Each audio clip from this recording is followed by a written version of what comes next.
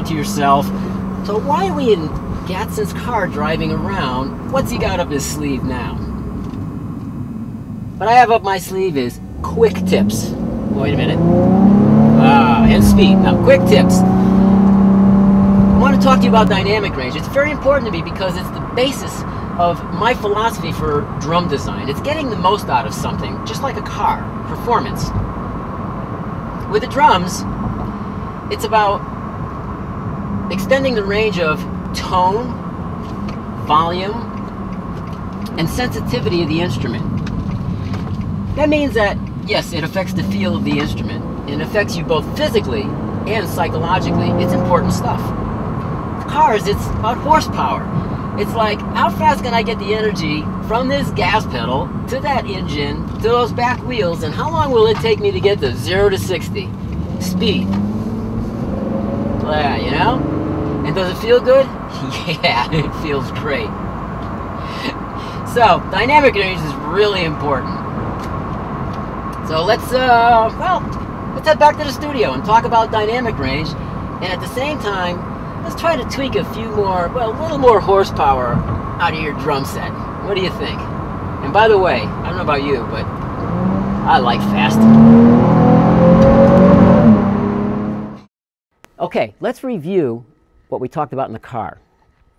Dynamic range is the range of control you have over tone, volume, and sensitivity of the drums.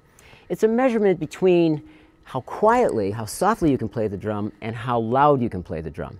The farther apart those two measurements are, the greater the dynamic range. And dynamic range makes the drum feel great. It's like power, like horsepower, right? I mean, there's a big difference between a 100 horsepower Volkswagen Beetle and a 500 horsepower, let's say, Corvette or Porsche. I know which one would excite me. How about you? Look at, whether you're tweaking for horsepower or dynamic range, it comes down to this here. Small details make big differences. You've heard me say that before, but here it is right in our face again. Because dynamic range is achieved through the accumulation of successful events or experiments that add up to something much, much bigger. Our goal here is to isolate the drum shell from inertia, forces that interrupt its vibration. That's what we're after, and it's just science here.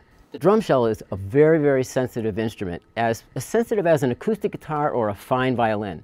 And in this demo, I'm going to prove to you, beyond a reasonable doubt, that the drum shell is a very, very sensitive instrument. Check this out.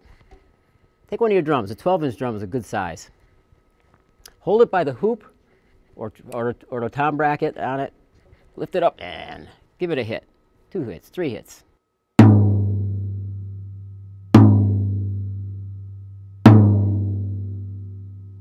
Okay, now put it on its side, on a table or a floor, and hit it again. Whoa, where'd that sound go? Let's make a comparison.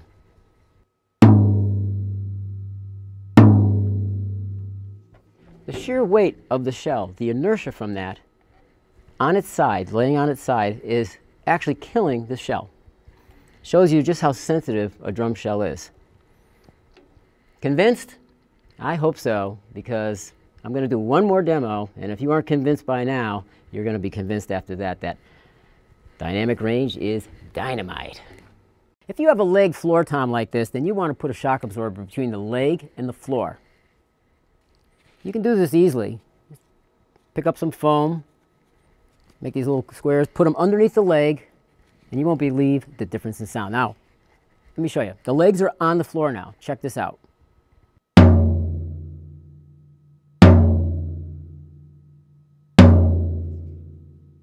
Now I'm going to put them on the pads. Get them on the floor here, a little careful. Cool. All right? Now listen to this.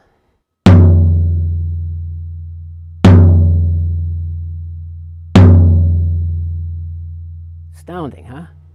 Unbelievable resonance, but it's more than sound. The feel of the drum is completely different. When the head vibrates like this, the head has a sponginess to it. It feels like there's more power in the stick. It feels like the stick goes right into the head.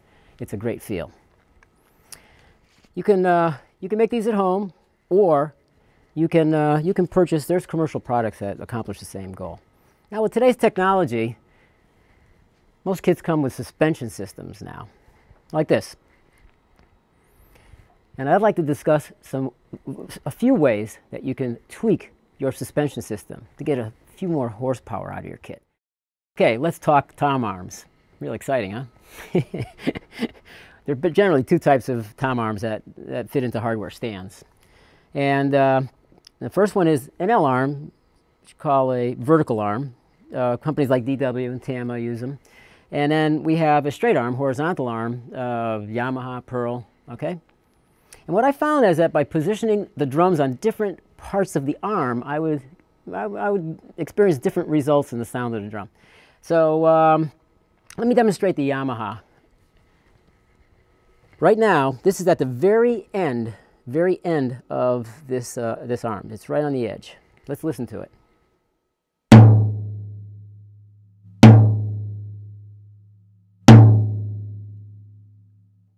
Okay, now I'm going to move this arm.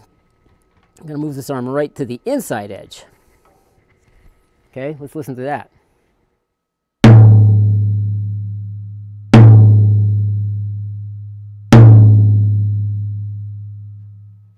Now, granted, these are subtle changes, but the second sound to me is more open, more resonance, and also there's a little more what I call mid-range sustain. It's when the frequencies open up right after you hit it. It's ba wow, ba wow.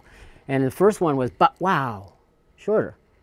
So I would go for the fatter sound, and I would mount this right here. Now, it doesn't mean that push it all the way in on the arm, you're going to get the best sound. It varies. You just got to mess with it. And you got to come up with, well, all the possibilities. And you might find that all the way out on your particular drum with your particular head works better. So you have to experiment.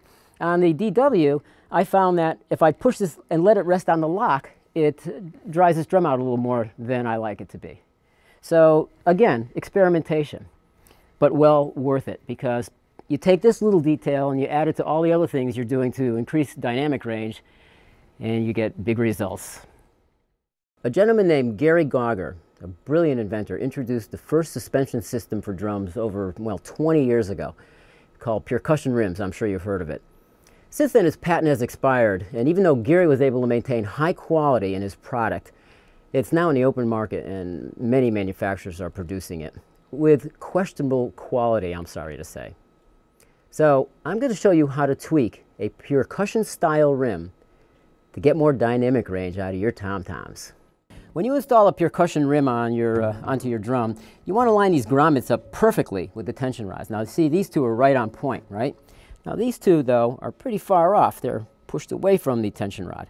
If you force this onto the tension rod, it applies pressure to the tension casing and eventually to the shell, lowering your dynamic range. Come on, we're looking for horsepower here.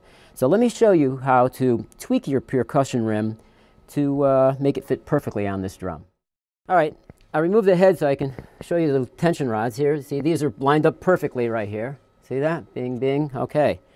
These, however, are way off. So now you got to do your Hulk thing. Just grabs it between your fingers like this. Okay. Hands and okay, here we go. It won't break. No. And bend it until they all fit perfectly like that. You know, we drummers are over-tighteners. We over-tighten everything, and rightfully so. We don't want our drums falling apart when we're playing, right?